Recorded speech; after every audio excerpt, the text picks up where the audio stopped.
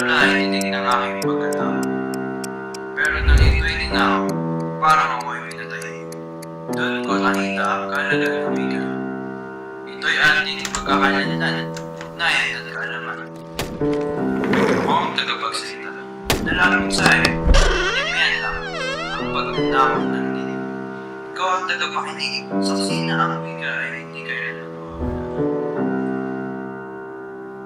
Naging mas mabilis ang pagiging gusto na parang ako'y natutong lumaan kahapon.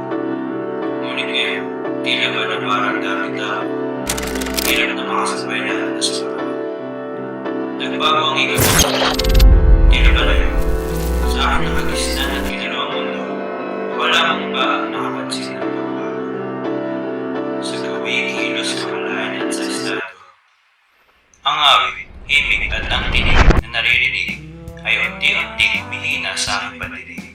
Nagsisilbing bukas man ang aking kamalayan, tila para bang hindi ko na ito kasunyan. Maging sila, ikaw, ako, tayo, sino man, siguradong hindi handa sa kinabukasan.